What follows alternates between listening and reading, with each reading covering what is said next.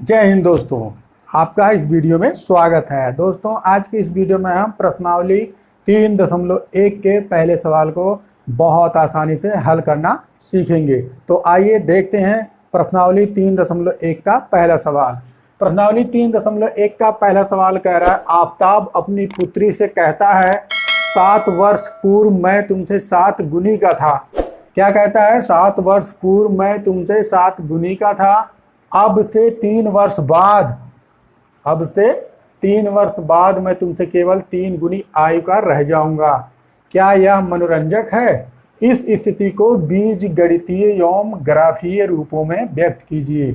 अगर इस सवाल को आप ध्यान से पढ़ेंगे तो आपको 2 शर्त मिल रहा है। कितना शर्त मिल रहा है? 2 शर्त मिल रहा है।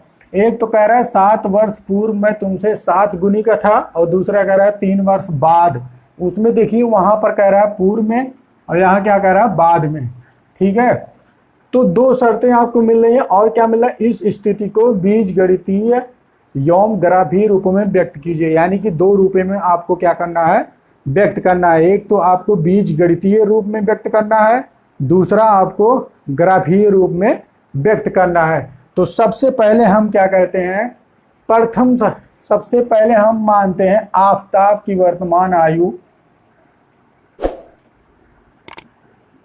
आफताब की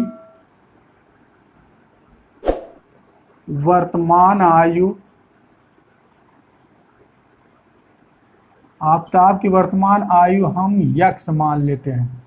ठीक है, माना आफताब की वर्तमान आयु यक्स वर्ष है, यक्स वर्ष है। ठीक है, यहां लिख लो माना आफताब की वर्तमान आयु यक्स वर्ष है। तो उसी तरीके से आफताब अपनी पुत्री, यानी कि पुत्री की आयु, किसकी पुत्री? आफताब की पुत्री की वर्तमान आयु हम क्या मान लेते हैं? वाई वर्ष मान लेते हैं। ठीक है, यहाँ पे 2 शर्त है। एक तो हम क्या मान लेते हैं? आफताब की वर्तमान आयु यक्स मान लेते हैं। दूसरा उसी की पुत्री को हम क्या मान लेते हैं? वाई वर्ष मान लेते हैं। अब सवाल को हम क्या करते हैं? ध्यान से पढ़ते हैं। कह रहे 7 वर्ष पूर्व मैं तुमसे 7 गुनी का था। कितनी गुनी का कह रहा है? 7 गुनी का। तो 7 वर्ष पूर्व आफताब की आयु क्या हो जाएगी? आफताब की आयु बराबर हो जाएगी यक्स माइनस 7। ठीक है, अगर पूर्व कहता है या फिर पहले करता है तो हम क्या करते हैं? घटाते हैं। पूर्व कहता है या फिर पहले कहता है तो हम क्या करते हैं? घटाते हैं। और अगर बाद कहेगा और पश्चात कहेगा तो हम क्या करेंगे? जोड़ेंगे। ठीक है, तो 7 वर्ष पूर्व आफताब की आयु यक्स माइनस 7 वर्ष, और 7 वर्ष पूर्व पुत्री की आयु, पुत्री की आयु कितना हो जाएगा? वाई माइनस 7 वर्ष। ठीक है, अब देखिए यहां पर 7 वर्ष पूर्व आफताब की आयु क्या हो जाएगी? यक्स माइनस 7 वर्ष हो जाएगी, और 7 वर्ष बाद 7 वर्ष पूर्व पुत्री की आयु कितनी हो जाएगी? यक्स माइनस 7 वर्ष। ठीक है, लेकिन ये किस शर्तानुसार आप मान रहे हो? प्रथम शर्तानुसार। यहां लिख लो प्रथम शर्तानुसार।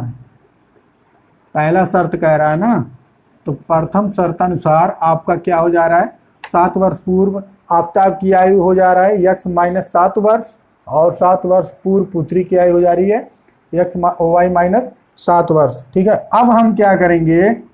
प्रश्नानुसार करेंगे, प्रश्नानुसार। ठीक है, आफताब की आयु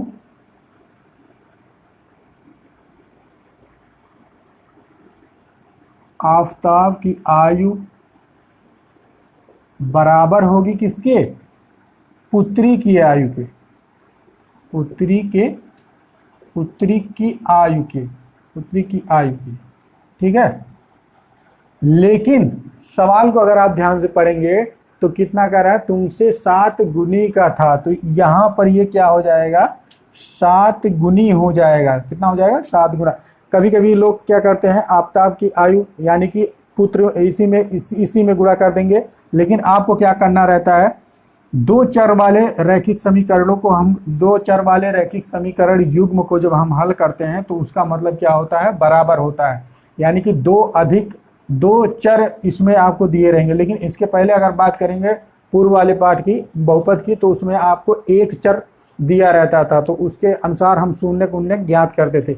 लेकिन यहाँ पर आपके दो चर हैं, एक यक्स है, दूसरा वायु है। तो यहाँ पर आपको क्या करना है, दोनों को बराबर करना है, दोनों पक्षों को। ठीक है, दोनों पक्षों को बराबर करेंगे तब हम इसमें पुत्री की आयु में 7 वर्ष से गुणा कर दे रहे हैं। क्यों? क्योंकि आफताब की आयु जब हम 7 वर्ष पुत्री की आयु में गुणा कर देंगे तो वह उसकी आयु इस आफताब की आयु की क्या हो जाएगी, बराबर हो जाएगी। इसकी आयु कितनी है, x माइनस 7 है, बराबर ये हो जाएगा 7 ब्रैकेट में पुत्री की आयु कितनी है, y माइनस 7। ठीक है, अब इसको हल कर लेंगे तो हो जाएगा x माइनस 7 बराबर 7y, गुणा कर लेंगे 7y माइनस 7 49। ठीक है, अब पक्षांतर कर लेंगे। यहाँ देखिए दो पक्ष है, एक तो आपका दाहिना पक्ष है, एक बायां पक्ष है। तो जब दाहिने पक्ष के चर को इधर लेकर आएंगे तो क्या हो जाएगा, माइनस हो जाएगा। माइनस वाले को इधर लेके जाएंगे तो क्या हो जाएगा, प्लस हो जाएगा। तो x माइनस 7y हो जाएगा बराबर माइनस 49 में से हम 7 आपका जुड़ जाएगा, माइनस है तो यहाँ क्या हो जाएगा, प्लस। तो x माइनस 7y बराबर हो जाएगा आपका माइनस 42। ठीक है, क्या हो जाएगा, माइनस 42। ये हो गया आपका समीकरण 1। क्या हो गया, समीकरण 1 हो गया। यहाँ तक आपको आसानी से समझ में आ गया होगा। ठीक है, ये था आपका प्रथम शर्तानुसार। प्रथम शर्तानुसार क्या कहता था, 7 वर्ष पूर्व मैं तुमसे 7 गुनी का था, और अब क्या कह रहा है, तो आपका क्या समीकरण बन गया, x माइनस 7y बराबर माइनस 42, समीकरण 1 हो गया। ठीक है, अब हम क्या करते हैं, द्वितीय शर्तानुसार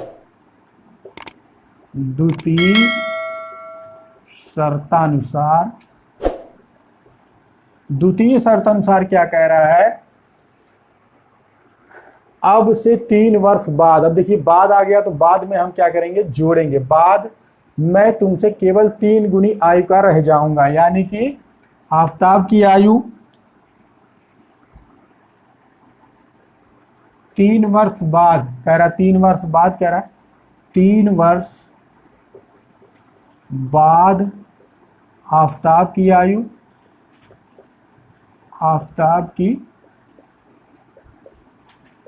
कितना वर्ष हो जाएगा, x प्लस 3 वर्ष हो जाएगा। क्यों? क्योंकि यहाँ पर बाद कह रहा है, बाद कहेगा या फिर पश्चात कहेगा तो वहाँ हम क्या करेंगे, जोड़ेंगे। अगर पूर्व कहेगा या पहले कहेगा तो हम क्या करेंगे, वहाँ पर घटाएंगे। तो 3 वर्ष बाद पुत्री की आयु, ठीक है, पुत्री की आयु क्या हो जाएगा, y प्लस 3 वर्ष।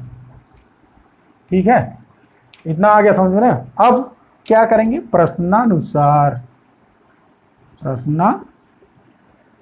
प्रश्नानुसार करेंगे। आफताब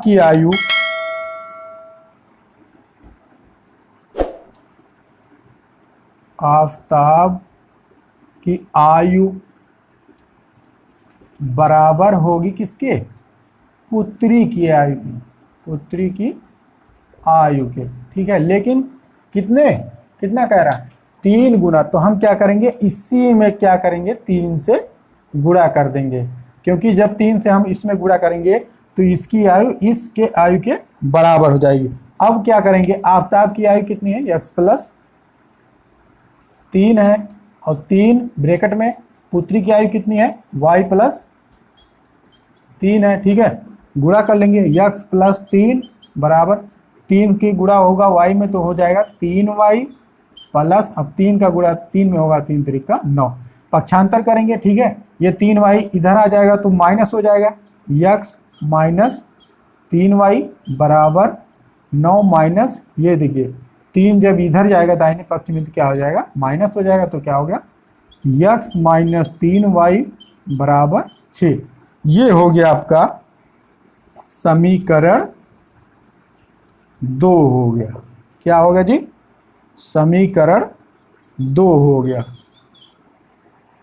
यहां तक आपको बहुत आसानी से समझ में आ गया होगा। ठीक है, तो हम क्या करेंगे, अब देखिए 2 शर्त आपके पास है। प्रथम शर्त अनुसार में आपका समीकरण एक आया है x माइनस 7y बराबर माइनस 42, और द्वितीय शर्त अनुसार में आपका आया है x माइनस 3y बराबर 6। तो सवाल क्या कहता है, सवाल कहता है कि इस स्थिति को बीज गणितीय एवं ग्राफीय रूपों में व्यक्त कीजिए। तो आपको क्या करना है, 2 तरीके का सवाल लगाना है इसी में। एक तो आपको क्या करना है, बीज गणितीय रूप में व्यक्त करना है। दूसरा आपको क्या करना है, ग्राफीय रूपों में व्यक्त करना है। ग्राफीय रूपों में किस तरीके से व्यक्त करते हैं वो आप बहुपद में सीख गए हैं। तो यहाँ पर हम क्या करेंगे, डायरेक्ट लगाएंगे। देखिए अब इतना आ गया, इसके आगे देखते हैं। यहाँ पर लिख लो चाहे छोटा सा, ठीक है, क्या लिख लें, छोटा सा लिख लें। बीज गणितीय रूपों में व्यक्त करने पर समीकरण 1 को मिटा दे रहे हैं। समीकरण 1 को बीज गणितीय रूपों में व्यक्त करने पर, ठीक है, कुछ नहीं करना है, बस आपको क्या करना है, बराबर 0 कर देना है। समीकरण 1 को बीज गणितीय रूप में व्यक्त करने पर ये हो जाएगा आपका x माइनस 7y बराबर माइनस 42। अब देखिए हो जाएगा x माइनस 7y बराबर माइनस 42, ठीक है। अब माइनस 42 को हम इधर लेकर आ जाएंगे, तो x माइनस 7y माइनस हो तो कितना हो जाएगा, प्लस 42 बराबर 0। यही क्या हो गया, इसका बीज गणितीय रूप हो गया। ठीक है, क्या हो गया, इसका बीज गणितीय रूप हो गया। अब उसी तरीके से आपका ये वाला भी आ जाएगा। समीकरण 2 को लिख लो एक लाइन। ये आपका हो गया समीकरण 1 का बीज गणितीय रूप। अब लिख लो समीकरण 2 का बीज गणितीय रूप क्या हो जाएगा, x माइनस 3y बराबर 6 है, ठीक है। तो हो जाएगा x माइनस 3y माइनस, यहाँ प्लस है तो इधर आ जाएगा माइनस 6 बराबर 0। ये हो गया आपका समीकरण 2 का बीज गणितीय रूप, ठीक है। यही इसका क्या हो गया, आंसर हो गया, आंसर 1 हो गया। ये आपका हो गया बीज गणितीय रूप।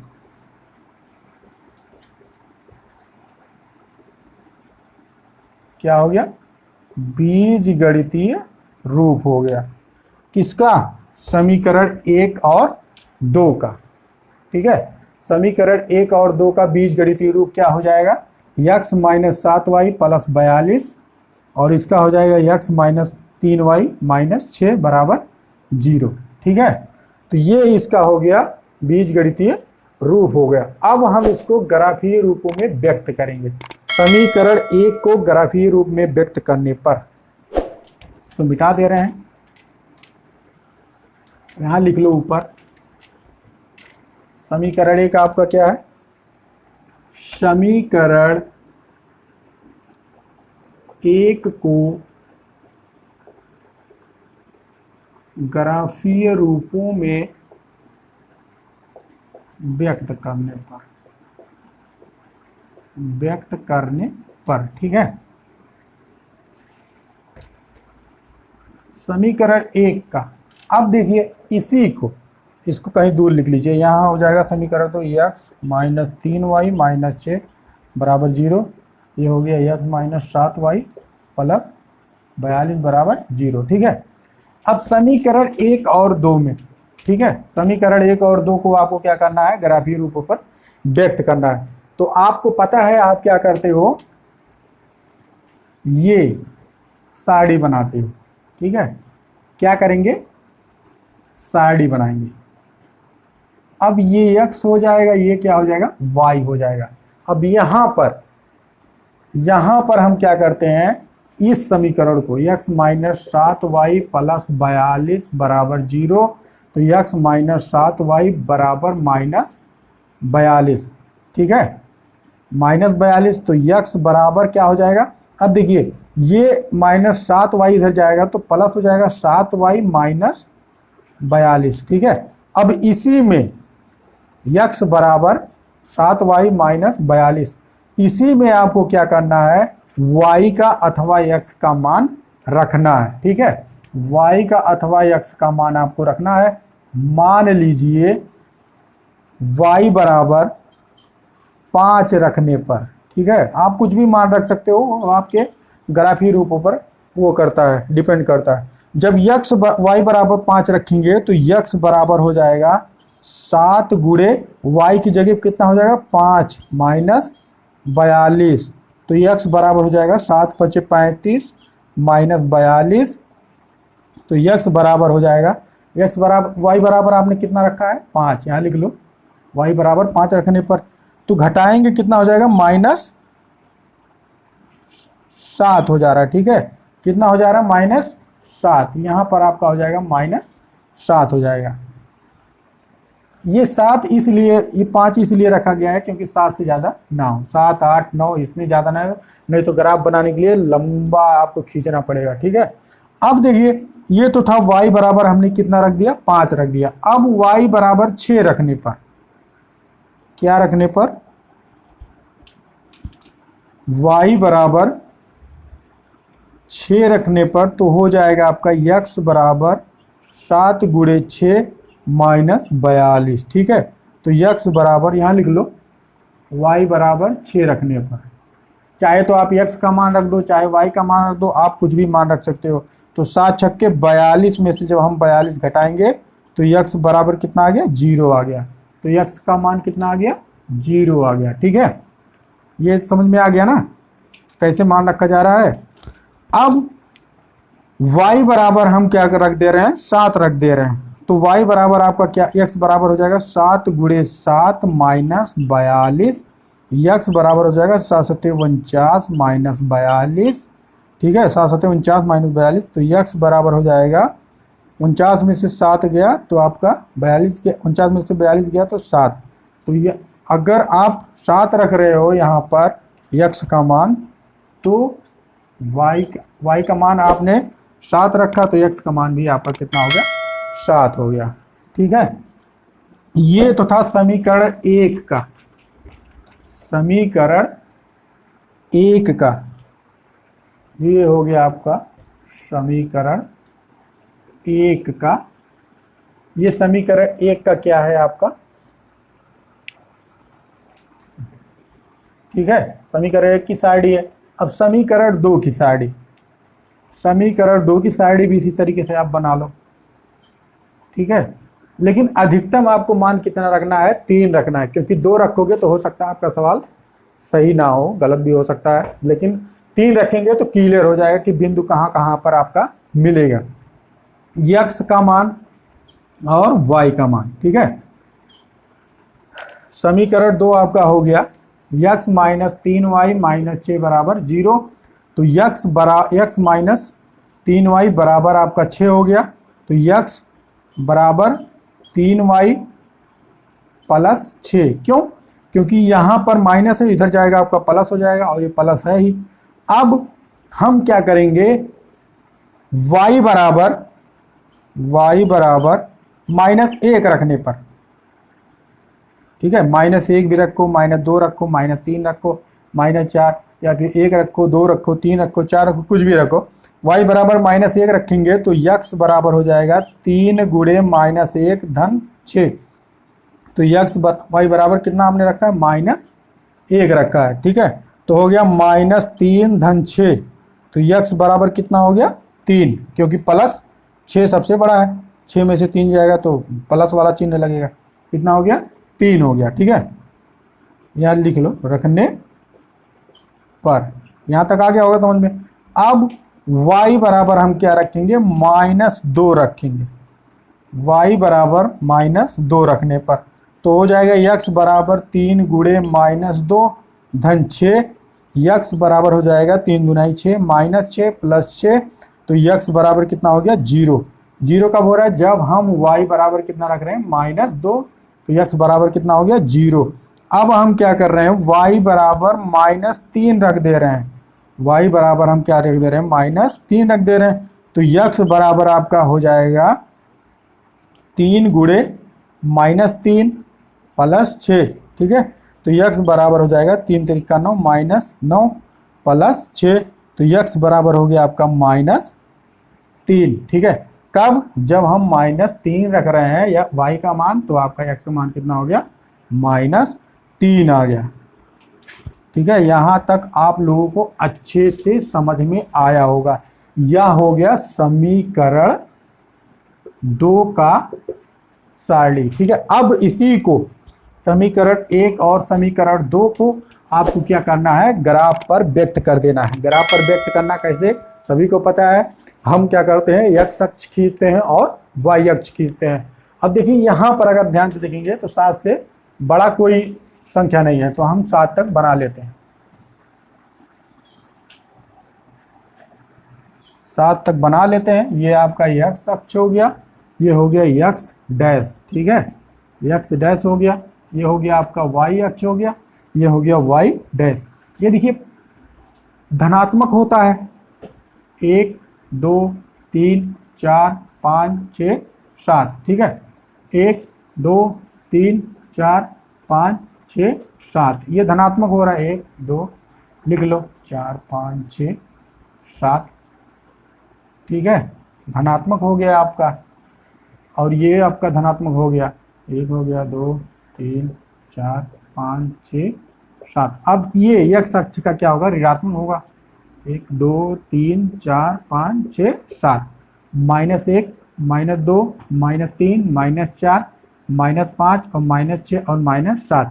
ये y अक्ष का हो जाएगा ऋणात्मक।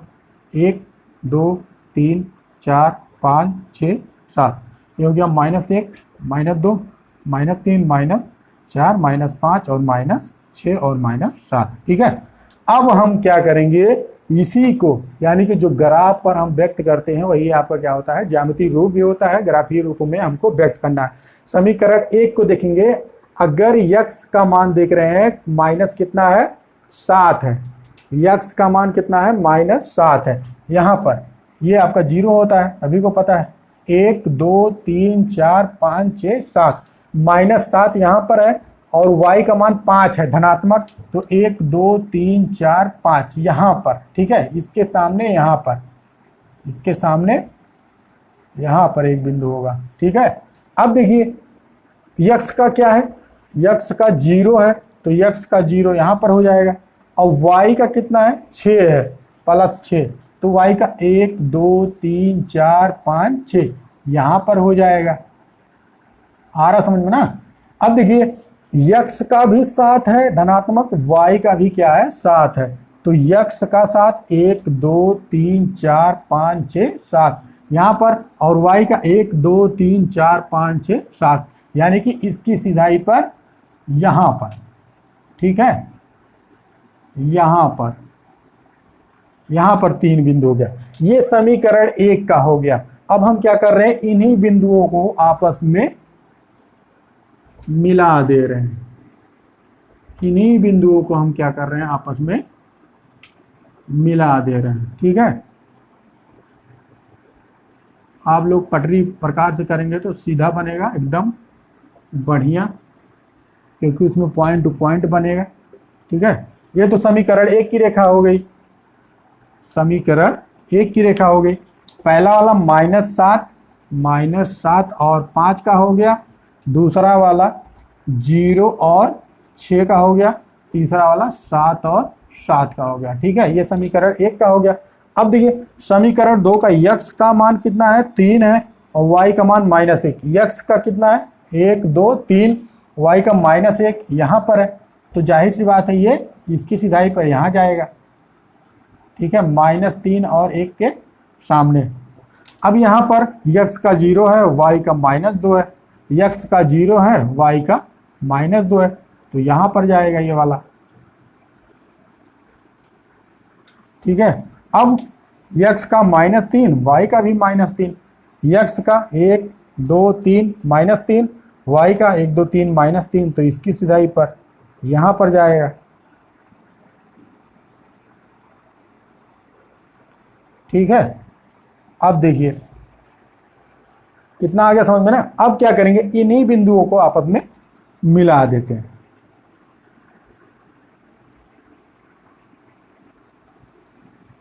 ऐसे ये रेखा निकल जाएगी, ठीक है, ऐसे ही ये रेखा निकल जाएगी।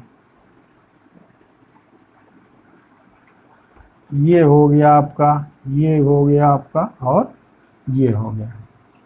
ये रेखा जो है ऐसे सीधा इधर निकल जाएगा, ठीक है। ये हो गया आपका -3 और -3 का, -3 और -3 का, ये वाला। ये हो गया आपका -3 और -3 का हो गया। ये हो गया 0 और -2 का हो गया। और ये हो गया 3 और -1 का हो गया, 3 और -1 का हो गया। यही इसका क्या हो गया, ग्राफीय रूप हो गया। इस सवाल में क्या करना था आपको, दो तरीके का आपका सवाल था। एक तो आपको बीज गणितीय रूप में व्यक्त करना था, जो कि आप बराबर 0 कर दिए थे इसके पहले, और ये इसका क्या हो गया, ग्राफीय रूप हो गया।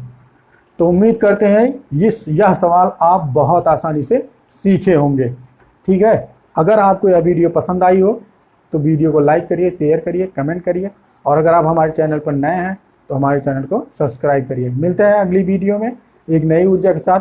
तब तक के लिए हंसते रहिए, मुस्कुराते रहिए और मेहनत से पढ़ते रहिए।